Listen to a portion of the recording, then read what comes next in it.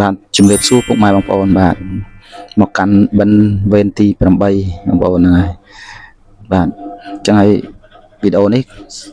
បាទខ្ញុំបានទៅ2ថ្ងៃហើយដោយសារថ្ងៃនេះគឺបិណ្ឌវេនទី10អញ្ចឹងខ្ញុំក៏យកវីដេអូនេះមកធ្វើដើម្បីចែកជូនបាទសម្រាប់បងប្អូនហើយថ្ងៃនេះក៏បានដើរនៅជុំវិញបរិវេណព្រះវិហារនៃវត្តព្រះឥន្ទកោសាបាទវត្តព្រះឥន្ទកោសាជាវត្តបុរាណមួយនៅក្នុងក្រុងសៀមរាបខេត្តសៀមរាបនេះឯងបាទនៅខាងកើតស្ទឹងសៀមរាបបាទវត្តនេះគឺមានវត្តព្រះឥន្ទកោសីព្រះឥន្ទកោសាហើយវត្តពោធិ៍លង្កាវត្តព្រះឥន្ទកោសាហៅវត្តកណ្ដាលណាបងប្អូនហើយវត្តនេះគឺបាទបើនិយាយទៅគឺអភិរក្សវត្តជាវត្តបុរាណមួយដែរបងប្អូនមើលខ្ញុំបានមកកាន់វេនទី8បាទក្នុងវត្តព្រះឥន្ទកោសានេះហើយក៏ទៅដល់មានអីបងប្អូនគឺយើងសូត្រមន្តស្ដាប់លោកទេហើយក៏មកដល់ម៉ោងបាទទទួលនំបញ្ចុកបងប្អូនមានលក់មានអីបាទនំបញ្ចុកយើងបាទនំបញ្ចុកខាងខេត្តសៀមរាបបងប្អូនហ្នឹងហើយថ្ងៃនេះបាននំបញ្ចុកទឹកសម្លខ្មែរ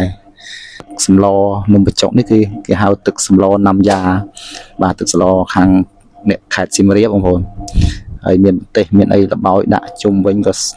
យើងច្បល់ហើយយើងគិតថានំបញ្ចុកដែលល្បីគឺនំបញ្ចុកប្រដាក់និងប្រដាក់គឺល្បីនៅខេត្តសៀមរាបតែនំបញ្ចុកដែលខ្ញុំកំពុងតែហូបនេះក៏មិនចាញ់នំបញ្ចុកប្រដាក់ប្រហែលដែរបងប្អូនចឹងបានន័យថាអ្នកសៀមរាបគឺគាត់ធ្វើឆ្ងាញ់ណាស់បងប្អូនមកហូបជាមួយខ្ញុំនឹងដឹងថាស្នាដៃរបស់អ្នកសៀមរាបគឺនំបញ្ចុកគឺគាត់ធ្វើទទួលភ្ញៀវគឺមិនឲ្យចាញ់មិនឲ្យថាភ្ញៀវថាពិបាកថាអត់ឆ្ងាញ់គឺឆ្ងាញ់មកខ្ញុំដាក់ម៉ាត់ណាក៏ឆ្ងាញ់ដែរថ្ងៃហ្នឹងគឺខ្ញុំហូបបាន3ចានបងប្អូនឆ្ងាញ់បាទនំបញ្ចុកអ្នកសៀមរាបបាទគឺតសៃនំនេះគឺស្វិតល្អអត់មានផុយទេបាទពិតជាឆ្ងាញ់មែនហើយម្ទេសដាក់មួយទៀតនិយាយតែជាតិជាតិបងប្អូនឆ្ងាញ់ណាស់ហ្នឹងហើយគួរមានសណ្ដែកបណ្ដុះមានត្រួយល្ងៀងហើយមាន